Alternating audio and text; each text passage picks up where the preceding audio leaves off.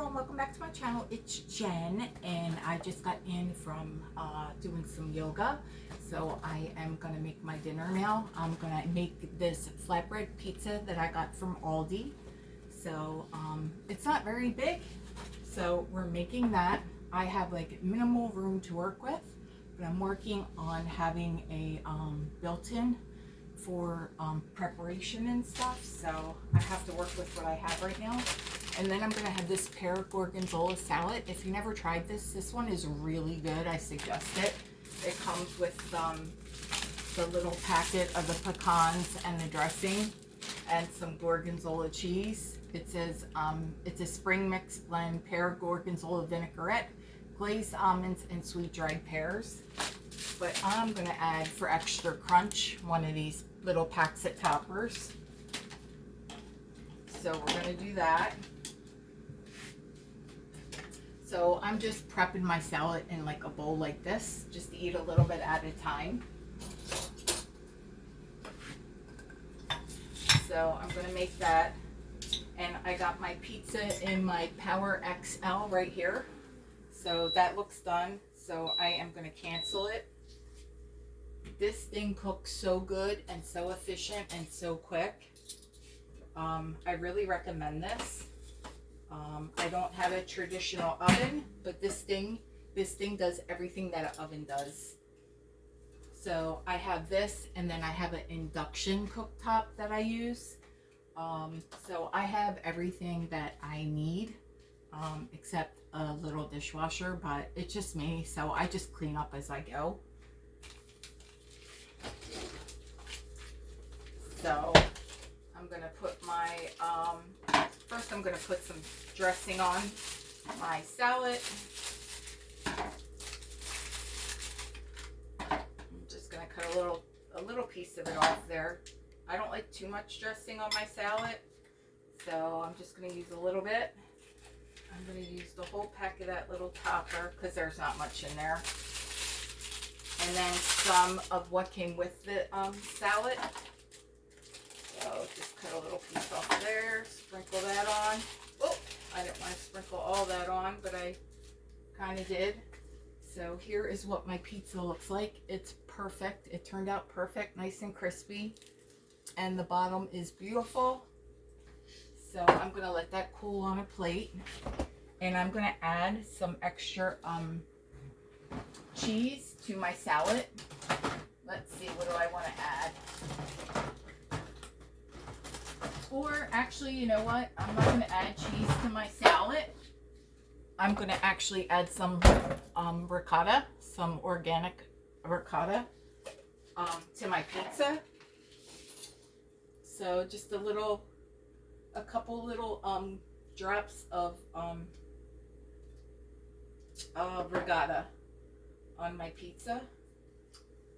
So just to make it taste a little, like to zhuzh it up a little bit. I love ricotta cheese. Ricotta. People say it differently. This is the cheese they use in ravioli, you know, or manicotti, or lasagna. They usually mix it with other cheeses. So I'm gonna get a little bit on the crust there, you know, because when you get to the crust, it's always kind of like dry. So, oh my God, it's yummy. And I do get the full fat, and so this is some dairy that I use. It's full fat, so I'm gonna use that. And then I got some pepper here, so some pepper on my salad, some pepper on my pizza, some Baja Gold salt that I just grind it up and put in this little shaker here. And then I just take a little bit with my fingers and just kind of go over just to zhuzh it up a little bit. I add a little bit of salt to everything. Salt's actually really good for you if you're eating the right type of salt. Either the Baja Gold or the pink salt is usually what I would buy. So I am transitioning. So let me grab some stuff for my pizza here. So I am going to add on a little bit more of this organic stir and paste basil. So it's just like in a little squeezy tube here. Oh, you got to be careful. It comes out fast sometimes. So I'm just going to throw a little on here. Spread it in over like the regatta. Oh my gosh, this is going to be so yummy. Of course, I'm not going to eat this whole pizza. You know, I'll split it in half and then in fours. And I'll probably just eat like a quarter of it with the half a bag of salad. And then I'll eat another quarter tomorrow and the rest of the half a bag of salad tomorrow. It's so good, guys. So good. So I'm gonna cut my salad up really good here. I was gonna add a little bit of like goat cheese or something to my salad. I don't have any extra gorgonzola. I have some feta, but I'm just gonna leave it the way it is. I think I have enough cheese. That's my downfall, cheese and ice cream. But I'm on my yoga journey, so I just got in. We did about an hour of yoga in my friend's yoga studio that she made. She lives on the water on a canal, and it's a nice view and everything, so it's a great place to do yoga. So we have started our yoga journey together. We always worked out together through the years, me and my really, really good friend that I've been friends with through the years. So she's a little bit older than me, but we kind of like, in a way, ground each other. I think maybe I help to keep her a little bit younger. She helps to give me advice. So it works out good having a friend that's a little bit older. So, and we keep each other motivated to exercise. So today we did a lot of like downward dogs and planks, and then we worked out our hips. So we really got in there and stretched out our hips. My quadriceps are really, really tight. So when the front of your legs, when your quadriceps are really tight, what happens is it pulls up into all your abdominal muscles in and around your waist. And what that does is your muscles get so tight in the abdominal region and around your pelvic region, and all around the hip joint, and everything gets really, really tight. So when you see old people like bending over and walking, it's because all the muscles are being pulled tight. So, excuse me, piece of lettuce. You have to counteract that with stretching. I'm also trying to work on my posture, because at work I'm always bending over. I'm bending over a bed. I'm bending over listening. I'm bending over doing assessments. So my thing is to try to like really focus on watching my posture also. So we worked on the hamstring, so that's going to work all the way up into the abs and the psoas muscles, and then the hips.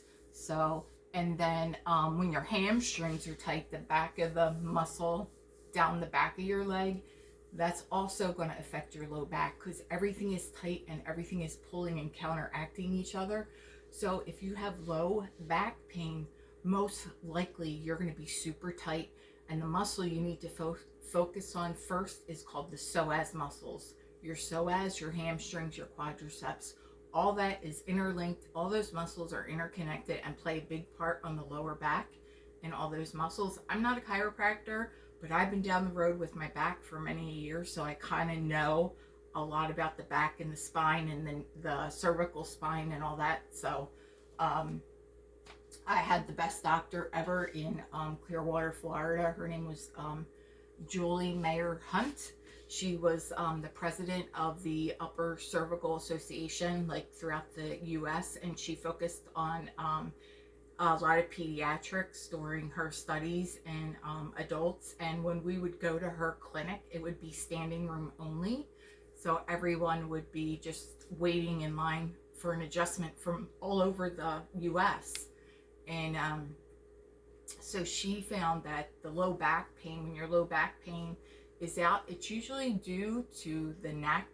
And I can get into all that like another time, but there's one vertebrae in your neck called the atlas. You can look it up. If that little vertebrae, which allows me to turn my head like this, is out even a hair, what happens is your whole spine starts to kind of go like this. And then every step you take, your low back's getting the brunt of it. So think about your neck is like holding up your head, and your head is like this, as heavy as like a bowling ball, they say, right? So your neck has to balance that just perfectly. And that's a hard job. It's a lot of strain on the neck. So when a lot of people have low back pain, they don't realize that it's stemming from the neck. It took me years to find this out. I went to surgeons. I did everything under the sun, and I found her. And my first adjustment, I felt the release down the back of my spine. And I forever told her that she saved my life. She did. She saved my life, because I thought I was going to live in extreme pain and agony for the rest of my life. And when I was young, and it affected me throughout my adulthood. And, you know, that's a reason that I chose some of the choices throughout my life. And I'm not going to get into that, but I just thought that there was no hope, because I went to surgeons and they told me there's nothing we can do for you. We can do surgery, but you're going to have pain for the rest of your life. You know, the lasers guys, you know, all these treatments, the pulling, the oh, what's that one when you lay on the bed and they pull, you know, they try to stretch out your spine. That didn't work. Then they had us doing like crunches and abdominal work. That does not work. If you have low back pain, the last thing you want to do is crunches and abdominal work. You want to do planks, and you want to do the opposite type of stretching, where you're stretching your spine kind of like the opposite way.